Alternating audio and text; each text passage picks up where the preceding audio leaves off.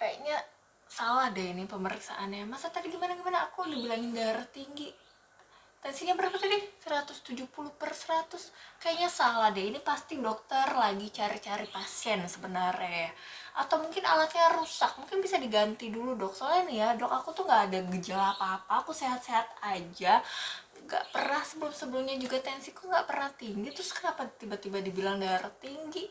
Soalnya nih ya dok, kemarin tetangga aku tuh baru dibilang darah tinggi sama dokter, terus ya ada keluhan, ada sakit kepala. Aku tuh nggak ada gejala apa-apa dok, nggak ada keluhan apa-apa, sehat-sehat aja, badanku sehat-sehat aja. Ini terus sekarang gimana nih kalau udah dibilang darah tinggi kayak gini, mesti ngapain sih sebenarnya nih?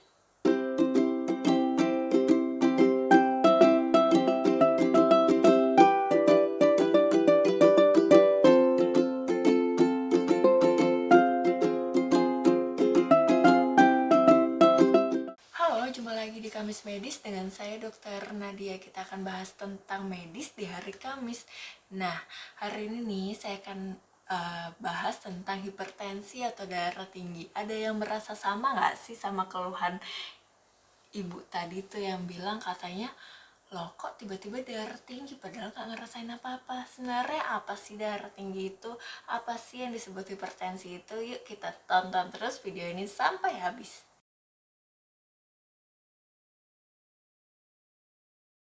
Sebenarnya apa sih darah tinggi atau hipertensi itu? Hipertensi sering dinyatakan the silent killer atau seperti pembunuh yang membunuh secara diam-diam gitu. Jadi ada beberapa orang yang memang hipertensi itu bergejala, ada yang tidak. Nah, mereka yang tidak ini tetap bisa dinyatakan hipertensi ya karena hipertensi itu tadi the silent killer, tahu mati aja. Tahu ya itu karena dia seperti pembunuh yang tiba-tiba membunuh kita begitu saja gitu.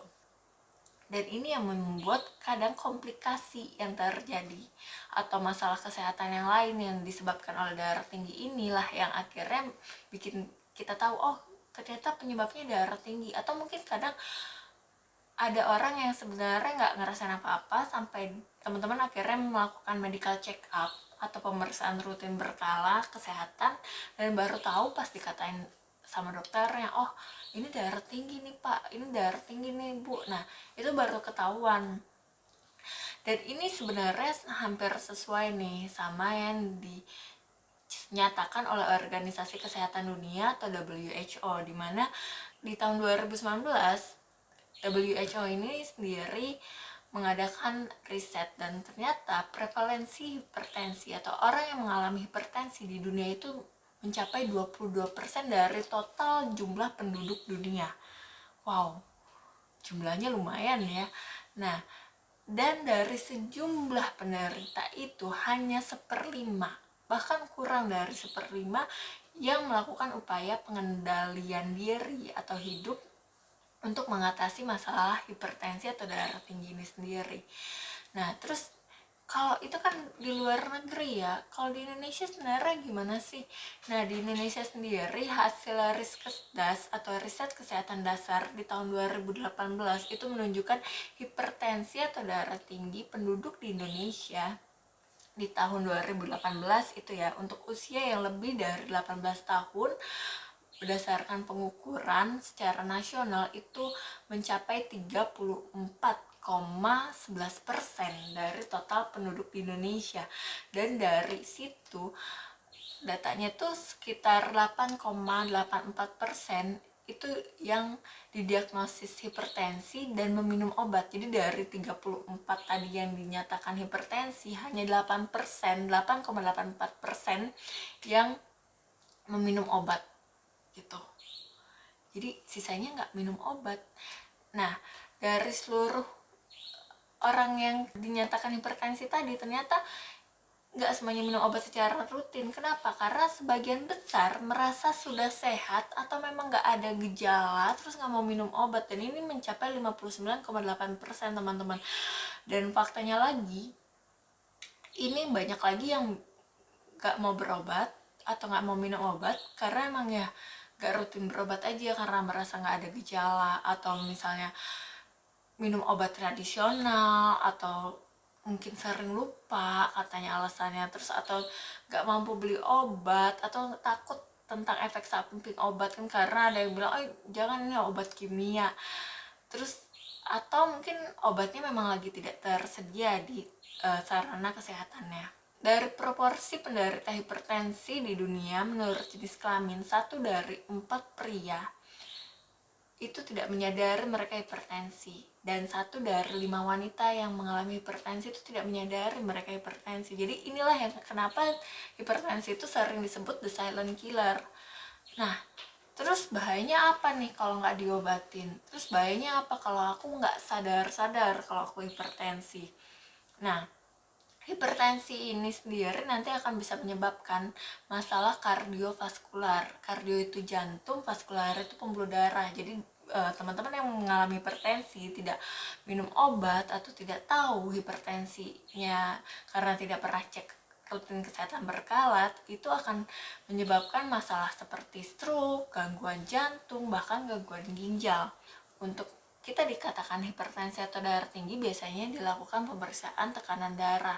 Kan suka ada tuh ya, kalau misalnya pemeriksaan darah, kita suka dikasih tahu nih sama perawat atau dokternya, mungkin ya 120/80 tensinya bu, gitu, tensinya pak. Nah, itu tuh apa sih artinya? Jadi kalau teman-teman periksa nih misalnya, terus dikasih tahu 120/80, 120 yang disebut di awal tadi itu namanya adalah tekanan darah sistolik.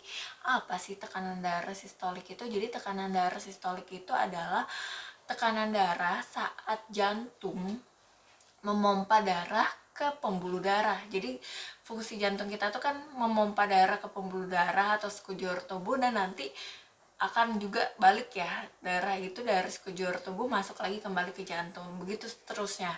Nah, saat jantungnya itu sedang berkontraksi, namanya kalau di bahasa kedokterannya, si jantung ini akan meremas dirinya sendiri sehingga darah tuh akan dikeluarkan menuju pembuluh darah di tubuh kita. Nah, saat itulah yang disebut tekanan darah sistolik. Nah, kalau misalnya tadi 120/80, nah 80-nya ini kan di belakang ya, ini yang disebut batas bawah. Kalau yang tadi 120 itu batas atasnya, yang 80 ini disebut tekanan diastolik. Tekanan diastolik itu adalah saat jantung itu dalam keadaan rileks atau tenang, jadi dia itu tidak sedang memompa darah. Nah, ini disebut tekanan darah diastolik. Jadi kalau teman-teman dikasih tahu nih tekanan darahnya 120/80, jadi tahu ya, yang 120 itu adalah sistoliknya atau tekanan darah saat jantung berkontraksi atau menyalurkan darah ke pembuluh darah, dan tekanan darah yang 80 tadi ya disebut diastolik. Terus kapan sih kita dikatakan hipertensi? Untuk menegakkan diagnosis hipertensi ini, kita harus tekanan darahnya lebih dari 140 untuk tekanan darah sistoliknya, dan untuk tekanan darah diastoliknya harus lebih dari 90 mm air raksa. Dan pengukurannya ini harus dilakukan minimal 2 kali selama sekurang-kurangnya itu 1 minggu. Dan teman-teman juga harus dipastikan sebelumnya tidak ada aktivitas fisik seperti berolahraga atau aktivitas fisik berat, jadi memang dalam keadaan tenang.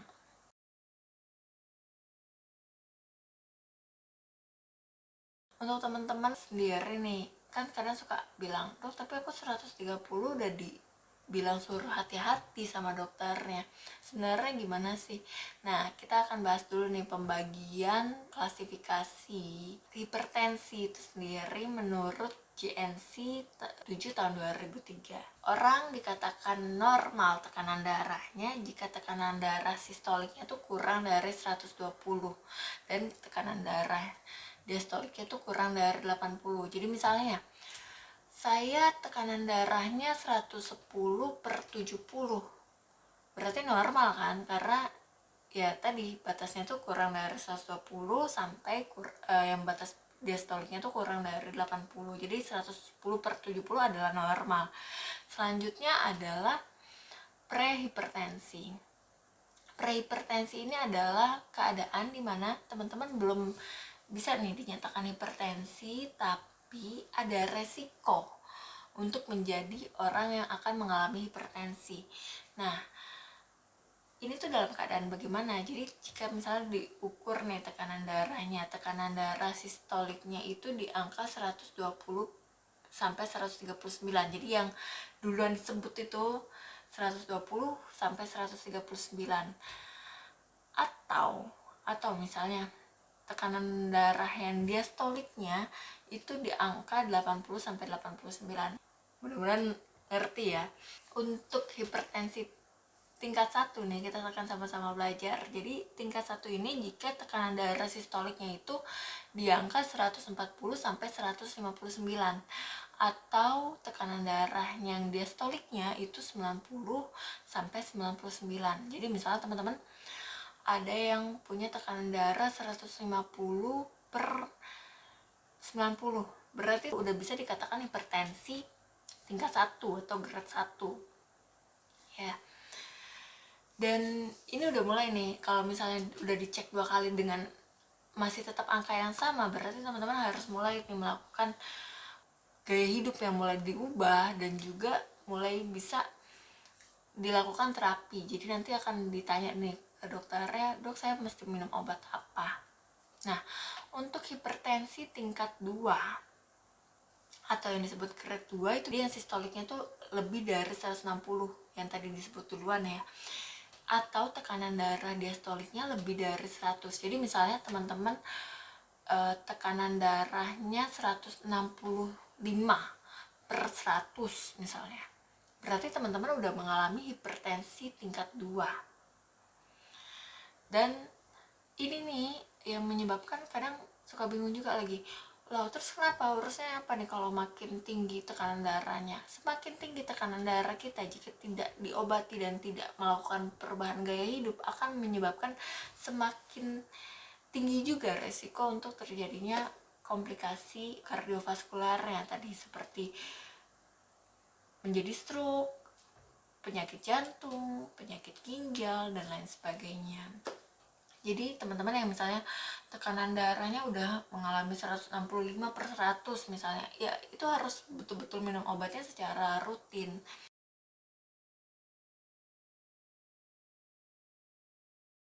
Nah, sekarang kita akan bahas tentang penyebab hipertensi.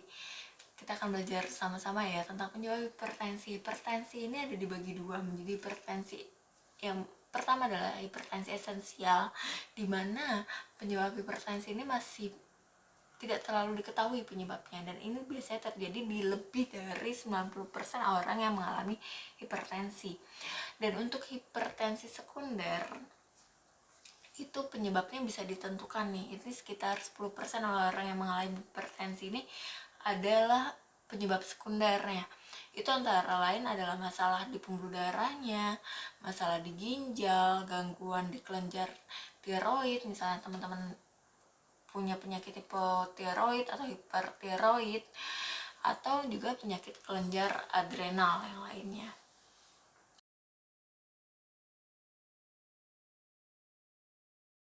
Sekarang kita akan belajar tentang gejala hipertensi. Sebenarnya kan tadi dibilang the silent killer, tapi ternyata ada juga nih gejala-gejala hipertensi yang mungkin bisa teman-teman sadari lebih awal, dan akhirnya mungkin bisa melakukan cek pemeriksaan nih ke dokter. Jadi bisa nanti dicek, kan semakin dini kita tahu semakin bagus ya, karena takutnya nanti baru ketahuan di hipertensi tingkat 2 itu malah jadinya banyak nih resiko-resiko yang kemungkinan bisa terjadi. Jadi semakin awal pemeriksaan itu semakin bagus. Gejala hipertensi ini sendiri itu macam-macam teman-teman. Jadi karena hipertensi ini adalah penyakit yang mempengaruhi pembuluh darah, dan pembuluh darah ini tuh juga sebetulnya kita perlukan untuk memompa darah ke seluruh tubuh. Jadi sebetulnya gejalanya itu hampir bisa meliputi berbagai organ tubuh kita. Nah, gejala yang paling sering tuh misalnya apa? Sakit kepala, terus gelisah, jantung berdebar-debar, terus misalnya pusing. Beda ya sakit kepala sama pusing. Kalau pusing tuh muter, kalau sakit kepala tuh nyut-nyutan. Nah, penglihatan kabur, terus ada suka rasa sakit di bagian dada, terutama mungkin dada kiri. Nah, itu juga perlu diperiksain. Mungkin itu hipertensinya udah mulai mengarah komplikasi ke arah sakit jantung. Terus apalagi misalnya mudah lelah, Terus bisa juga gangguan penglihatan seperti matanya buram, terus gangguan saraf, terus juga gangguan ginjal. Banyak ya sebenarnya. Jadi sebetulnya memang kita tuh harus mulai banget nih sadar tentang bahaya hipertensi ini sendiri. Dan juga bisa menyebabkan gangguan seperti stroke atau penyakit pembuluh darah lainnya yang di otak misalnya. Dan juga bisa mengakibatkan misalnya kelumpuhan karena stroke maupun penyakit pembuluh darah yang otak tadi, dan juga bisa membuat gangguan kesadaran hingga koma bahkan kematian teman-teman. Jadi ini tuh betul-betul harus kita waspadai.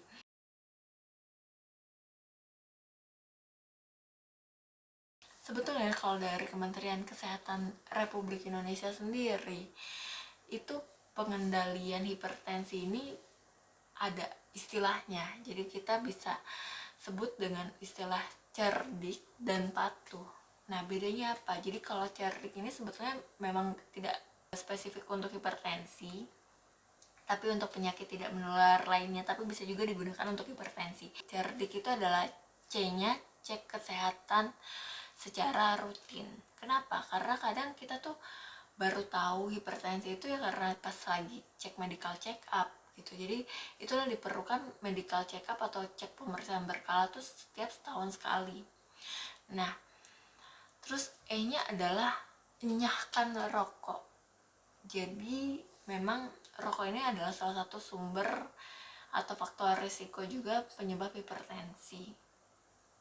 Jadi teman-teman bisa nih mulai berhenti merokok. Nanti kapan-kapan kita akan bahas ya kenapa sih rokok itu bisa bikin hipertensi. Nah, terus ada R. R-nya itu adalah rajin aktivitas fisik seperti berolahraga, lari, jalan pagi, naik sepeda, dan olahraga-olahraga yang teman-teman sukai lah. Terus D-nya adalah diet seimbang. Jadi nutrisi ini atau gizi itu betul-betul diperlukan banget untuk pengendalian hipertensi. I-nya adalah istirahat yang cukup, dan K-nya adalah kelola stres.